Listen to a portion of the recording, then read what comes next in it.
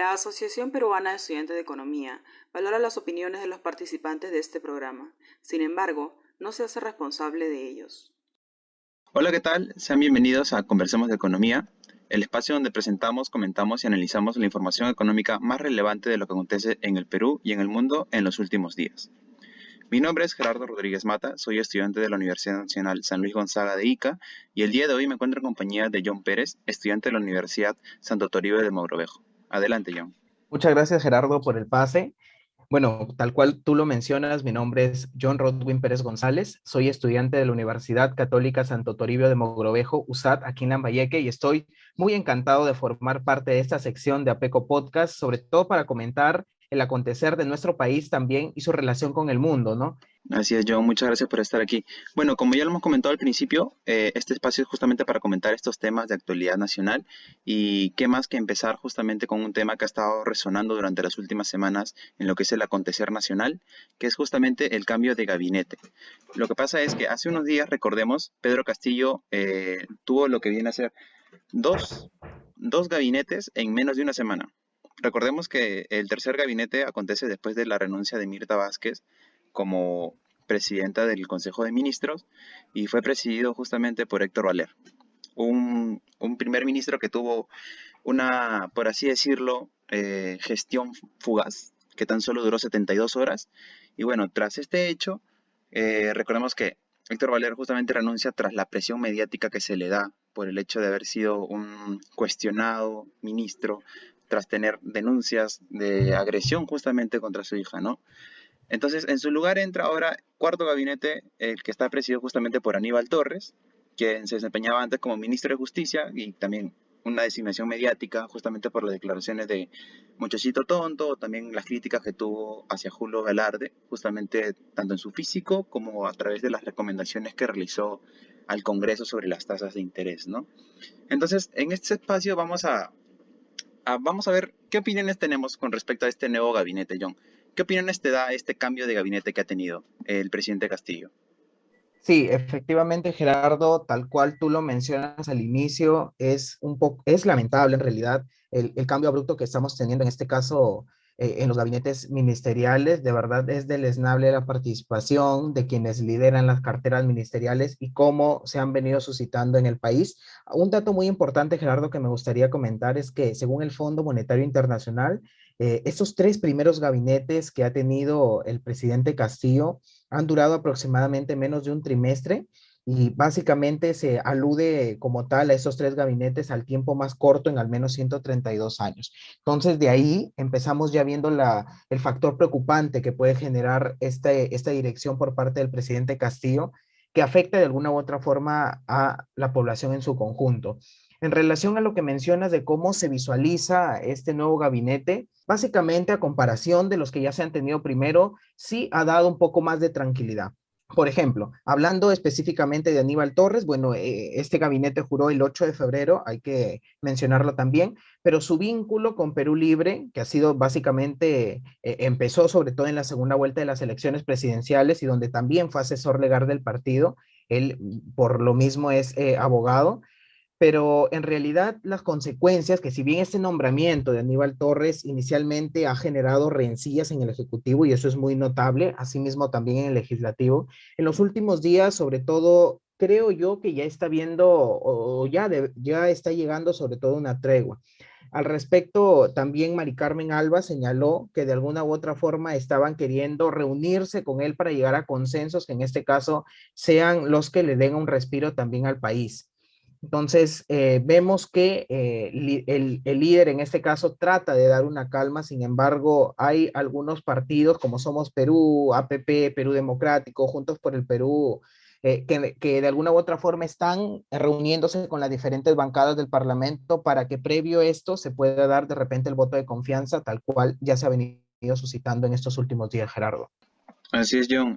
Bueno, retomando lo que mencionaba con respecto a los periodos de gestión que han habido, recordemos justamente que Luis Miguel Castilla, en nuestro primer App Economics que tuvimos a principio de mes, nos comentaba justamente de que estos periodos cada vez son más cortos. Es una tendencia que se lleva justamente desde que estaba Humala en el gobierno, cada vez son menos, pero ya tener 4 gabinetes en lo que lleva 6 meses de gobierno nos puede dar una idea de más o menos cuál es la calidad que toma el presidente Castillo actualmente justamente para poder designar a estos ministros, ¿no? Designar a las cabezas que lo acompañan. Si bien como lo mencionabas, John, parece dar una tendencia ahorita entre el Congreso con María del Carmen Alba y justamente los ministros actualmente para justamente llegar a un consenso, dar esta estabilidad que necesitamos como país y poder llegar a un acuerdo juntos, ¿no? Y poder darse ese voto de confianza necesario. Pero bueno, retomemos exactamente lo que es el voto de confianza. Es la aprobación que necesita justamente el ministerio para poder cumplir con sus funciones, desarrollarse, y se la brinda únicamente el Congreso de la República. Pero, mira, en lo particular, yo opino que este ministerio, este gabinete también cuenta con unos ministros que son altamente cuestionables, ¿no? Dejando de lado al ministro de Economía, Oscar Graham, que también fue ministro justamente con Héctor Valer, y el cual, por así decirlo, se encuentra en una posición, por así decirlo, moderada, en la cual es una persona con las capacidades necesarias justamente para dirigir esta cartera. Ya lleva con más de 11 años de experiencia en el sector público trabajando, y es justamente la tendencia que ha tomado Castillo desde Pedro Franque de ser un poco moderado con lo que es la cartera de economía, ¿no? A sabiendas de que justamente es el reflejo que estamos dando a lo que es la inversión externa. Entonces, por ese lado hay ministros que sí, se pueden salvar, pero por el otro lado tenemos la otra cara de la moneda. Tenemos al señor Hernán Condori, actual ministro de Salud. O sea, Hernán Condori ahorita actualmente se encuentra muy cuestionado, presenta una investigación por la Fiscalía Anticorrupción de la provincia de La Merced en Junín, justamente por un cobro indebido y negociación incompatible en agravio del Estado. También recordemos que ha sido duramente criticado por ser un ayayero, es la palabra que se ha utilizado para criticarlo, debido a su cercanía con Perú Libre y Vladimir Cerrón. Es un militante desde 2014, y bueno, eso habla un poco también de esta tendencia que ha sido muy cuestionada de decir, ¿sabes qué? El lado público, el sector público es una bolsa de trabajo para el presidente, ¿no? Y última de la más sonada crítica que tiene actualmente el Ministerio de Salud es justamente la promoción de la venta del producto cuestionado conocido como agua racimada, ¿no? O el agua de la Virgen de Lourdes, que, vamos, darle esa fiabilidad siendo tú un ministro de Salud a un producto que no ha sido comprobado científicamente. Ya estamos hablando de una calidad en ese ministerio de la cual es preocupante, ¿cierto? Y justamente siendo uno de los ministerios que actualmente necesitamos que esté enfocado, que esté capacitado justamente para trabajar frente a la emergencia que es la pandemia a través del COVID-19. No sé qué opinas, John. Sí, Gerardo, tienes mucha razón en realidad, sobre todo en el contexto en el que estamos viviendo frente a una tercera ola, frente a la evolución, en este caso de la COVID-19. Y si bien es cierto, el proceso de vacunación está cada vez avanzando, es preocupante que dentro de esta cartera ministerial, en este caso Hernán Condori, sea uno de los más cuestionados, uno de los ministros más cuestionados de este cuarto gabinete de Pedro Castillo. ¿Qué se cuestiona? Básicamente su falta de transparencia para gestionar ante esta tercera ola de la COVID-19, la falta de idoneidad en este caso. ¿Hasta dónde ha llegado todo esto, Gerardo? A que instituciones y personas destacadas del sector salud se pronuncian. Por ejemplo, el Colegio Médico del Perú se pronunció, el decano del mismo, Raúl Urquizo, mencionaba que el Consejo Nacional ha pedido inmediatamente sustituir a este ministro porque no reúne las condiciones mínimas para dirigir este Ministerio de Salud. Otro ejemplo es el caso de la Facultad de Medicina de la Universidad Nacional Mayor de San Marcos, en donde básicamente manifestaban su disconformidad con este nombramiento porque consideraban que es deleznable y muy lamentable el accionar del presidente de la República para que nombre como ministro de Salud a una persona que en este caso avala, tal cual tú lo mencionabas, el uso de productos farmacéuticos que no tienen un respaldo científico como tal, y por ende siendo una persona que tiene que destacar en el sector de salud. Lamentablemente estos accionares no conllevan o no son coherentes con lo que él está predicando dentro de esta cartera ministerial. Entonces, se ve a una persona que está investigada por la Fiscalía Anticorrupción, una persona que está avalando productos científicos, en este caso farmacéuticos, que no tienen ese respaldo científico. Asimismo, tampoco tiene experiencia o una destacada experiencia en la parte de la salud pública. Entonces, básicamente esos indicios hacen que nosotros como ciudadanos, como futuros economistas, desde ya empecemos a mostrar la disconformidad del caso, ¿no? Además, se debe tener en cuenta también que la Fiscalía Anticorrupción en este caso está investigando a Hernán Condori, sobre todo la Fiscalía Anticorrupción de la Merced, que queda en Junín, sobre todo por esos cobros indebidos y negociaciones incompatibles que en el presunto, en este caso, Hernán Condori ha estado realizando. Entonces, desde ya, Gerardo, creo que es muy clara, en este caso, la disconformidad que manejamos dentro de lo que es esta cartera ministerial representada por Hernán Condori. Así es, John. Bueno, como tú mencionas, la disconformidad ya es pública. Creo que a día de hoy por así decirlo, alguna persona que tenga conocimiento sobre quién es el ministro Condori, no creo que apoye lo que es su designación, no creo que apoye su gestión. Lo que sí, bueno, cabe recordar a las personas que nos están escuchando de que si bien han habido cambios en el ministerio, también se mantienen algunas cabezas dentro de ellos, entre las cuales podemos contar con César Landa, que se mantiene como ministro de Relaciones Exteriores, Roberto Sánchez en Mincetur, Heiner Alvarado en lo que es el Ministerio de Vivienda, Dina Boluarte en lo que es Desarrollo e Inclusión Social en el MIDI, siendo una de las pocas mujeres que aún se mantiene, una de las pocas mujeres que se encuentran dentro de lo que es de estos gabinetes de Castillo, que han sido muy reconocidos por no tener una paridad en lo que es la designación tanto de hombres y mujeres, no teniendo una mayor presencia de los hombres. Continuando tenemos a Alejandro Salas, el ministro de Cultura, y Juan Silva Villegas, ministro de Transportes y Comunicaciones, de los cuales ahorita vamos a comentar un poco qué es lo que ha pasado dentro del Ministerio de Transportes. Pero también se mantiene Betsy Chávez. Betsy Chávez, recordemos que hace poco denunció constitucionalmente a la actual presidenta del Congreso por una supuesta organización criminal con finalidad de hacer un golpe de Estado, así es lo que ha declarado ella. Recordemos por la reunión que tuvieron justamente estos grupos de congresistas opositores, ¿no? Y que dio a especular estas declaraciones. Pero bueno, retomando lo que mencionaba, lo que pasa dentro del Ministerio de Transporte y va justamente acorde a lo que mencionabas, John, que varios especialistas dentro de lo que es la rama de la medicina se encuentran en desacuerdo del actual ministro. Justamente también esa disconformidad se ve traspasada a otros ministerios y lo podemos ver a través de lo que fue la renuncia de Fabiola Caballero, viceministra de Transportes, la cual a través de un comunicado presentó su renuncia, renuncia irrevocable, en la cual mencionaba, por ejemplo, el sector de transportes y comunicaciones es muy sensible, no puede estar sujeto al copamiento laboral de ciudadanos que no reúnen los méritos y capacidades técnicas requeridas para garantizar la eficiencia de la gestión. ¿Correcto? Esta es una pérdida un poco fuerte. Recordemos que la viceministra Caballero ya lleva 15 años en el sector.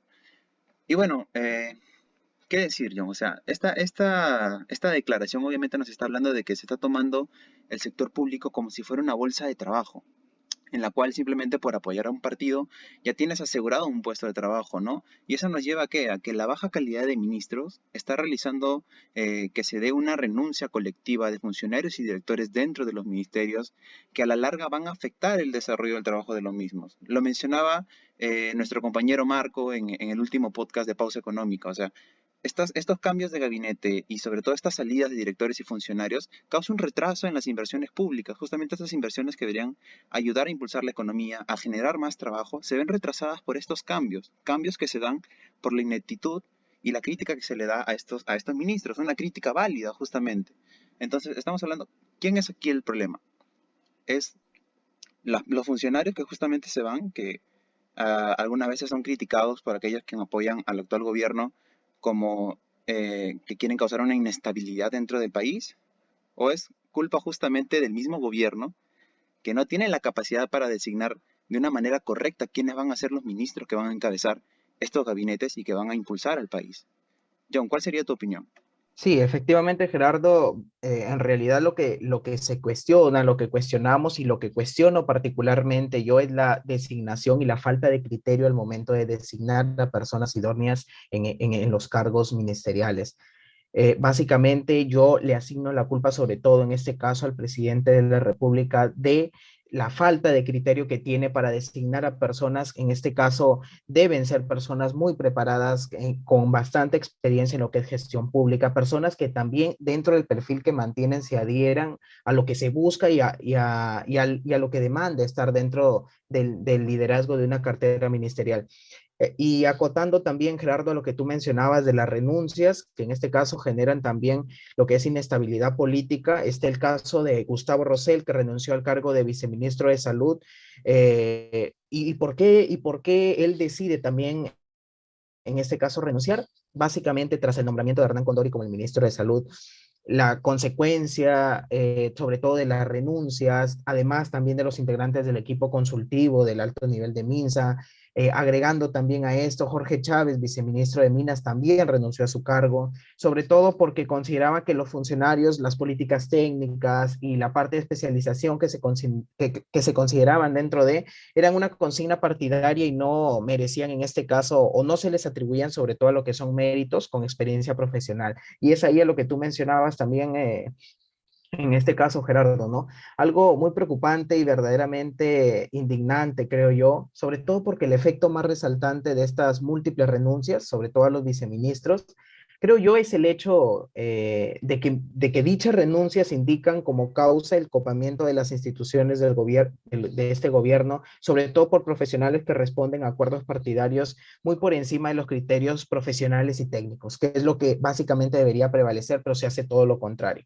Entonces, si consideramos eso y de seguir sobre todo con esta tendencia, con esta ineficiencia, con la falta de transparencia, creo que el sector público va a caer, y quienes van a ser los más perjudicados, básicamente nosotros, los peruanos, Gerardo. Así es, John, es muy cierto lo que mencionas y retomando justamente la frase que había dado, ¿no? O sea, justamente esta baja calidad es la que está ocasionando estas renuncias dentro de los ministerios, renuncias que están dados por profesionales en los cuales reconocen que tiene que ser una persona preparada, capacitada, justamente la que tiene que llevar las riendas de los ministerios, las riendas de estas carteras tan importantes como lo que viene a ser justamente el de salud, ¿no? Pero bueno, es parte de lo que tenemos. Rescatando un poco al ya criticado presidente Castillo, tenemos que decir de que si bien mantiene una moderación en lo que viene a ser la cartera de economía, o por así decirlo, aprendió a cocachos, tal cual, tras las críticas que tuvo en las primeras designaciones en sus primeros dos gabinetes, al final los corrigió, colocó a Pedro Franque, que si bien también es un personaje un poco polémico justamente por las posturas que tiene, mantuvo una moderación, por así decirlo, dentro de los márgenes permitidos dentro de la cartera, y ahora con Oscar Graham justamente ratifica esto de querer tener, si bien personas muy preparadas en el Ministerio de Economía, y el Ministerio de Economía que sea el estandarte de estabilidad frente a las inversiones extranjeras, pero a mi opinión, la verdad es que no es justamente lo único que tiene que mantenerse estable. Todos los ministerios tienen que trabajar en conjunto. Recordemos que justamente se considera un gabinete de trabajo, no solamente a un ministerio. Tenemos que evitar estas designaciones polémicas. Tenemos que contratar a personas que sean capaces, contactar a personas que sean capaces para que puedan dirigir estas carteras, para que puedan dirigir justamente la gestión de este gobierno. Y esperemos, por el bien tanto del país como lo mencionabas, que el presidente Castillo eh, tome estos consejos y pueda llevarlos a realizarlos para poder tener una mejor calidad dentro de lo que es los gabinetes, ¿no? Y los ministerios, que es justamente lo fundamental para desarrollar nuestro país. Pero bueno, ¿qué más cabe decir? Esperemos que todo vaya bien con respecto a lo que es la designación de este gabinete, que se pueda llegar, como tú dices, a un consenso, tanto el Congreso como el Ministerio, que se pueda llegar a un acuerdo, que pueda haber este voto de confianza siempre y cuando se corrijan ciertas personas que han sido designadas y que son muy polémicas, como las que ya hemos mencionado. Y bueno, que sea lo mejor justamente para nuestro país. John, ¿alguna última apreciación que tengas sobre el tema? Sí, efectivamente, Gerardo. Bueno, básicamente resumiendo la postura que mantengo también yo y respaldo lo que tú mencionas, tal cual, más allá de colocar una persona, en este caso como Oscar Graham, que tiene y da sensaciones positivas, y que además mantiene una amplia trayectoria en el sector público y ha trabajado también dentro del Ministerio de Economía y Finanzas, más allá de su persona, el clima político, sobre todo de por sí, va a generar incertidumbre, y lo que se debe de buscar son consensos dentro de las diferentes carteras ministeriales, con los congresistas de igual forma, el Ejecutivo en su conjunto, y ello también va a tener que ser corregido dentro y por el lado también del Ministerio de Economía y Finanzas para que en conjunto se pueda sobre todo llegar a mejores resultados, tanto políticos y económicos para nuestro país. Así es, John, como estudiantes de economía tenemos que recordar justamente que esta inestabilidad política siempre causa un retroceso en las inversiones, tanto en las que son las inversiones públicas, como ya lo hemos mencionado antes, a través de lo que es el atraso en los proyectos de inversión que estamos realizando, como en la inversión extranjera, porque damos esa sensación de que no somos un país serio, de que somos un país que en cualquier momento las cosas van a cambiar. Entonces, les recomiendo mucho a quienes nos están escuchando que puedan escuchar el tercer episodio de nuestro otro programa de podcast, Pausa Económica. La verdad, resume muy bien justamente lo que son las afectaciones económicas de estas decisiones por parte del gobierno. Eh, Nada, así que ahorita continuamos de nuevo con lo que viene a ser Conversemos de Economía tras estos mensajes.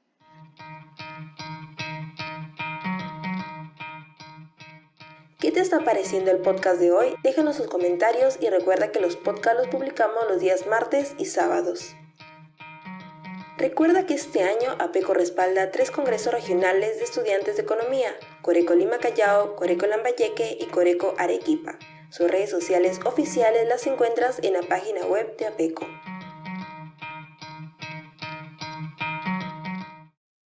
Sea bienvenido nuevamente a nuestro podcast Conversemos de Economía. Bueno, ahora para poder continuar con nuestro podcast vamos a tocar uno de los puntos que ahorita se viene manejando mucho en lo que es el tema de inversión y del sector económico netamente, y estamos hablando de lo que viene a ser el récord histórico que están teniendo actualmente el precio de los metales en la venta internacional. Eh, bueno, vamos a entrar un poco en énfasis sobre este tema. Actualmente el precio de los metales ha alcanzado máximos históricos. Estamos hablando de reportes del año 2021, pero la producción minera del Perú aún no recupera sus niveles pre-pandemia. Este bajo desempeño del sector estaría asociado principalmente a lo que es la insatisfacción de los conflictos sociales y el retraso de las nuevas inversiones. Acotando un poco más, el Instituto Peruano de Economía informa que la producción minera de enero a noviembre de 2021 se mantuvo un 5% debajo de lo registrado en el mismo periodo en el 2019. Si bien 5% tal vez no se escuche como algo muy impactante en referente a lo que es el nivel de inversión que se está dando, recordemos que la producción minera es una de las que aporta más al PBI, la que genera justamente el canon minero para poder ser aprovechado por lo que vienen a ser los municipios y los gobiernos regionales, ¿no? Entonces, estamos hablando de una baja que aunque es mínima, del 5%, esa producción que estamos perdiendo nos va a terminar afectando. John, a ver, quisiera saber cuál es tu opinión con respecto a este tema. Sí, sí, Gerardo. Mira, algo importante también que como economistas conocemos, y tú ya le has sido claro mencionarlo, que el sector minero es uno de los que más aporta, en este caso al PBI. Y algo positivo que sobre todo está dejando esta cotización de los metales industriales es básicamente el superávit de la balanza comercial, ¿no? Creo que sobre todo en este último reporte, en la nota semanal del número 7, sobre todo este 7 de febrero, sobre todo se visualizó, ¿no? Los indicadores creo que han sido muy claros, se elevó sobre todo a lo que son 5.284 millones solo en el cuarto trimestre de lo que iba en relación al 2021, superior sobre todo a los 1.421 millones de dólares, registrados sobre todo en el mismo periodo, pero ya en relación al 2020. Entonces, eso es algo muy, muy positivo que recalcar, sobre todo esa cotización se refleja, ¿no? En el superávit de la balanza comercial del Perú. O sea, se ha visto que sobre todo se han registrado cifras de, como ya lo mencionaba, 1.421 millones de dólares, que son muy importantes, sí, son muy importantes, y eso se ve reflejado en este caso sobre los principales componentes, ¿no? Por ejemplo, el cobre, el oro, el zinc, el petróleo. Y literal, Gerardo, sí es algo muy positivo, sin embargo, algo que recalcar también son esos conflictos sociales, ¿no? Esos conflictos sociales no permiten que de alguna u otra forma ese desarrollo no se logre aprovechar al 100%. Por ejemplo, en relación al cobre, la cotización se incrementó en 1.7% en lo que va en relación a $4.56 por libras. Y creo que si hablamos de esa subida, sobre todo del cobre, yo creo que sí ha sido favorecida por esa reducción, en este caso de los inventarios de la Bolsa de Metales de Londres, ¿no? Y si hablamos de externalidades, como la misma frase se refiere, creo que la baja inflación en China ha incrementado esas expectativas para los estímulos de dichos países, Gerardo. Correcto, John, eso es verdad. O sea, justamente frente a esta escasez es que ha ayudado a que el precio del cobre suba y eso nos ha apoyado, aunque pareciera, al momento de que mencionamos el título, ¿no? De que alcanzamos récords históricos y el Perú no los está aprovechando, nos ha ayudado bastante, la verdad, justamente para mantenernos en ese periodo de incertidumbre fuerte en el que hubo, parece que, como decía un narrador deportivo, ¿no? La diosa Fortuna nos está sonriendo porque justamente esta alza en el precio de los metales ha hecho que esta caída en la economía no sea tan grave, que se mantenga justamente, podría decirlo, dentro de los márgenes que podríamos esperarlo. Pero eso sí, cabe aclarar de que Exacto, exacto. podríamos estar mejor, John. Eso sí hay que aclararlo, la verdad. O sea, si bien ahorita estamos aprovechando un poco, podríamos haber aprovechado más. Lo mencionaba Carlos Parodi justamente en nuestro primer App Economics. O sea, si bien ahorita el precio de los metales está bien, deberíamos estar nosotros mucho mejor, no deberíamos tener esta mentalidad conformista, ¿no? Retomando lo que mencionabas, John, de los problemas sociales, ¿ok? Eso sí es un punto muy, muy fuerte, de lo cual se tiene que tener claro tomando informes que ha dado el diario Gestión, o sea, la Defensoría del Pueblo reportó 203 conflictos sociales registrados, en los cuales 154 se mantienen activos y 49 latentes. Y mencionaban ellos en su reporte de que preocupa el surgimiento de 5 nuevos casos y la reactivación de 2 de estos conflictos sociales. O sea, realmente, si bien la economía depende mucho de lo que es la minería, también tiene que darse una minería responsable en la cual también no solo ponerse de vista de uno, del empresariado, ni tampoco ponerse de vista del otro, que es netamente la población. Tiene que haber un punto medio justamente para poder alcanzar este desarrollo. Eh, Voy a mencionar ahorita un conflicto que se me viene a la mente, que leí hace poco justamente en el comercio, es de que actualmente Apurímac y Cusco están en un conflicto entre esas dos regiones, un conflicto entre comillas, por los beneficios de la empresa minera de Las Bambas, ¿no? Justamente ambos están ahí con la tensión de, hey, ¿sabes qué? Yo merezco un poco más de canon, tú tal vez un poco menos. Están en ese conflicto, ¿no? Y ya han dado un ultimátum en el cual le dan un plazo de 10 días para que el gobierno responda a sus pedidos y justamente es ahí donde el gobierno tiene que actuar justamente como mediador para que no se tome tanto ni un bando por uno ni un bando por otro, sino un punto medio en el cual se logre tener un, un acuerdo y un desarrollo próspero, ¿no, John? ¿Algo más que quisieras Exacto, acotar exacto. justamente, hermano, para este punto? Sí, sí, sí, me gustaría aclarar sobre todo, ya que mencionaste el canon minero, de repente para que la población lo entienda un poquito más. El canon minero es sobre todo la participación que en este caso gozan todos los gobiernos locales, municipalidades provinciales, distritales, los gobiernos regionales también, sobre todo del total de los ingresos y rentas que se obtienen por medio del Estado y sobre todo con la explotación económica de los recursos mineros, ya sean metálicos o no metálicos. Entonces, en base a ello, esa repartición del canon muchas veces no es muy bien acatada por los pobladores, ¿no? Y genera sobre todo lo que son conflictos sociales, los cierres temporales de la participación y la actividad minera, la paralización de las mismas actividades, el descontento de los pobladores, las huelgas que realizan, los conflictos sociales como tal y lo que engloba todo ello, ¿no? Entonces, como tú lo mencionas, muchas veces eso repercute muchísimo y no estamos teniendo, si bien es cierto, los indicadores están mejorando y eso no lo podemos negar. Hay de alguna u otra forma, algo positivo en relación al incremento del precio de los metales, pero como tú lo mencionas, Gerardo, y tú haces muy, muy bien hincapié en eso, de que no debemos de ser conformistas, ¿no? Entonces, en ese caso, esa misma paralización, de alguna u otra forma, retrasa ese proceso de desarrollo y crecimiento por el sector minero. Y como tú mencionabas un ejemplo, también me gustaría comentar uno, Gerardo, por ejemplo, en Antamina, sin casos en un día, sobre todo, se logre paralizar ese procedimiento que obtienen, ¿no? Es el accionar en sí. Sobre todo, también indica que su paralización de las operaciones como tal implicaría pérdidas entre 10 millones y 14 millones diarios. O sea, de ahí ya podemos ver el gran impacto que puede y tiene el sector minero dentro de la sociedad y las pérdidas que se pueden tener diarias y sobre todo cuando se extienden a más días, creo que el impacto económico es muy notable, ¿no? Es más grave, eso sí es verdad. Justamente, o sea, paralizar un solo día lo que es el sector minero genera pérdidas millonarias, ya tal cual como lo mencionabas, John. Esperemos que justamente el gobierno tome acciones para controlar estos conflictos sociales. Creo que era el discurso que manejaba el presidente Castillo en su momento en el cual fue candidato, así que esperemos que no solo queden palabras, sino que ya se aplique en hechos, ¿correcto? Bueno, antes de irnos, vamos a tocar nuestro último punto, el cual es el retorno a las clases presenciales. Recordemos ya, vamos 2 años de pandemia justamente, así que el otro mes estamos cumpliendo ya justamente 2 años desde que se decretó la primera cuarentena en el gobierno de Martín Vizcarra.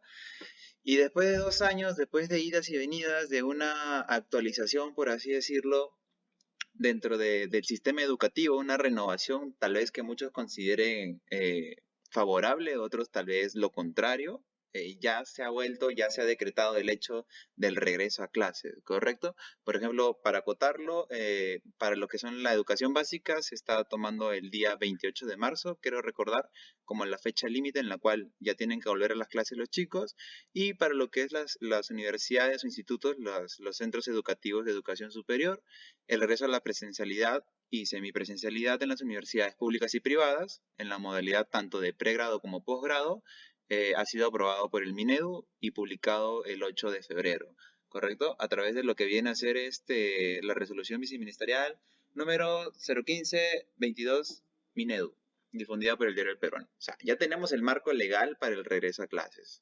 John, tus opiniones. Mira, el tema también en este caso, del retorno presencial a las clases, sobre todo para los colegios públicos y privados. Primero que no estamos hablando ahorita de lo que son educación superior, ¿no? Ese es otro punto también del cual también sería bueno comentarlo, Gerardo. Pero en relación a eso, sí ha sido uno de los temas más controversiales de repente porque se genera dentro de la población esas dos posiciones, ¿no? Si deberían o no estar, en este caso, regresar a las aulas los alumnos y cuáles son las condiciones también que en este caso tienen los padres de familia, las condiciones en las que se encuentran en relación a la infraestructura de los colegios, si de repente ha habido un mantenimiento de por medio durante este tiempo de paralización de las actividades escolares. Entonces, hay un tema también más allá que va más allá de un análisis que en este caso no debe ser superficial. Un claro ejemplo, y te comento, Gerardo, el otro día comentaba, ¿no? Dentro de unos compañeros, uno de ellos tenía una hermana pequeña que había en este caso perdido a sus padres.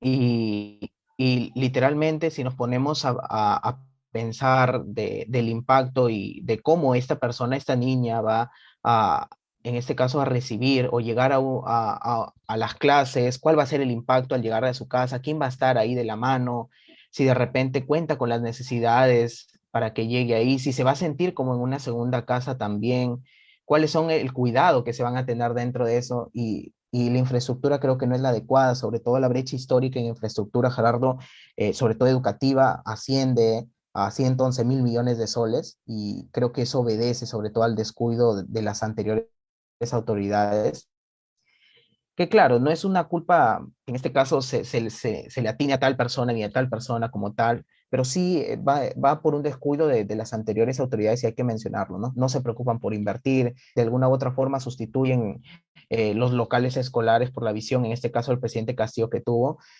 para darle un nuevo enfoque territorial y desarrollar el sistema educativo como tal. Sin embargo, creo que el proceso, sobre todo de inmunización de estudiantes, docentes, el personal administrativo, creo que ha tenido sí importantes avances y continúa sobre todo por asegurarse ese retorno a las aulas, ¿no? De aproximadamente más de 8 millones escolares. Creo que sí deben de haber condiciones que en este caso se deben tomar en cuenta para afirmar ese retorno a clases, ¿no? Ahora, algo también que me gustaría comentar, Gerardo, y agradezco también que pueda comentarlo aquí como tal, es que la importancia que se le está dando a este retorno a clases no es la adecuada, creo yo. Por ejemplo, el Minedu está impulsando sobre todo la creación de espacios para propiciar la socialización de los estudiantes. Ok, es correcta, sí, pero ¿dónde queda el lado de la infraestructura? No, en un ambiente que no es adecuado, el alumno no puede estudiar. Y hemos sido testigos que en las noticias hemos sido distintos análisis que han hecho a distintos lugares. Creo que no estamos en condiciones, además, para que en este caso los alumnos vuelvan, ¿no? A las clases. Sin embargo, sí es una necesidad que tiene que cubrirse a priori, porque los alumnos necesitan también regresar a clases, ¿no, Gerardo? Exacto, hermano. O sea, Mira, en parte, como tú lo mencionas, es una necesidad que tienen los estudiantes. La verdad es que por mi parte sí estoy de acuerdo con un regreso a clases, tal vez no directo, como lo mencionaba, dando una fecha límite, sino tal vez Claro. progresivo. Eso yo creo que sí. O sea, como lo mencionas, hay que brindar los espacios, pero hay que brindar espacios con calidad, ¿correcto? En los cuales puedas estudiar, puedas sentirte bien, pero, a ver, el hecho del regreso a clases, para mí sí es algo muy fundamental. He sido testigo de cómo muchos chicos, aprovechando justamente las dificultades, estas brechas tecnológicas que existen justamente por la barrera de lo que es la condición socioeconómica, han tenido que desertar del colegio, han tenido que dejarlo justamente porque decían, no tengo forma en la cual poder llevar mis clases de manera virtual, ¿no? Recordemos que al principio de la pandemia, cuando se iniciaron las cuarentenas y la cancelación de todas las actividades, se intentó por parte del gobierno realizar lo que es el programa Aprende en Casa, ¿no? Darle diferentes medios de difusión, tanto por radio, televisión, internet, pero hay que ser francos, yo considero personalmente que ha fallado. O sea, ese sistema en el cual el gobierno dijo, ok, escúchenlo por radio, escúchenlo por tele, es muy fácil que un estudiante pierda la concentración de esa manera, todavía si vive en un ambiente en el cual no tiene una condición de privacidad en la cual se pueda concentrar, como lo que brindaba el colegio. O sea, por esa parte sí, yo considero que es necesario volver a las clases. Lo que sí recalco es el hecho de que, como tú mencionas, no hay suficiente infraestructura actualmente. Y, por ejemplo, rescato el hecho también de que no se están poniendo a pensar en temas, en aspectos sociales que deberían de considerarse, ¿no? Como lo mencionabas tú, la anécdota, lo que había pasado, lo que te había comentado tu amigo con respecto a que había fallecido justamente los padres de esta niña y pucha, ahora, como lo mencionas, ¿no? El peso psicológico, el peso social. Regreso a clases, pero ¿quién me espera en mi casa? Creo que recordar que al principio del gobierno, la actual ministra del MIDIS, y también vicepresidenta del gobierno, Dina Boluarte, había mencionado el hecho de, ok, vamos a brindar un bono especial justamente para estos niños que han sido víctimas de esta pérdida de sus padres, pero ¿será suficiente un bono, justamente como lo mencionas, frente a esta carga psicológica que mantiene un niño que ha perdido? Estamos hablando de un menor. Creo que nadie en su vida estaba preparado para perder a un ser querido, a un familiar tan importante como son tus padres. Y ahora, cuando eres menor, cuando estás en el pleno desarrollo, cuando recién estás comenzando, mucho menos vas a estar preparado para algo así, ¿no? Y son las consecuencias lamentables que nos ha dejado el COVID, y que las cuales también, como lo mencionas, tiene que tenerse a consideración justamente para proyectos en los cuales se involucra un tema tan importante como el regreso a clases. John, últimas opiniones. Claro, claro, sí, Gerardo. Mira, bueno, aprovecho ese espacio para mencionarte que de repente sí se están realizando algunas actividades que en este caso en beneficio de sobre todo ese lado psicosocial que pueden tener las personas, los alumnos. Y un claro ejemplo es, por ejemplo, que dentro de la clausura del seminario internacional, el viceministro de Gestión Pedagógica del Ministerio de Educación, Walter Hernández, él comentó que el lado, el enfoque que él estaba dando para esta solución, como medida de solución sobre todo, era la educación física, ¿no? Y el retorno presencial desde una mirada socioemocional. Entonces, de acuerdo a eso, se ha resaltado sobre todo la importancia del curso de educación física para, de alguna u otra forma, ayudar a superar el impacto psicosocial que pueden tener los alumnos y que ha traído consigo esta pandemia de la COVID-19, sobre todo recayendo en los estudiantes como tal. Si tuviera como últimas palabras, Gerardo, que tomar una postura, estoy a favor del regreso a clases, no estoy a favor de que se ponga una fecha límite, en este caso 28 de marzo para el retorno a las clases. Hay algunas medidas como que en este caso, por ejemplo, para los únicos pagos que pueden cobrar los colegios, en este caso privados, no se les va a obligar, sobre todo van a ser la cuota de matrícula, el ingreso, la pensión mensual. En este caso, solo están autorizados para eso. Sí hay algunos factores que se están escapando, pero, pero van factores que necesitan un análisis mucho más continuo, ¿no? Y ponernos también en el lado de los alumnos, en el lado de las personas, haciendo alusión que ya se ha venido en un ambiente deleznable y fracasado, como lo fue también el programa Aprendo en Casa, y creo que en eso no cabe duda, ¿no? La falta de conectividad, la falta de aparatos tecnológicos, las condiciones en las que viven las familias, la cantidad de integrantes o los números de familia también.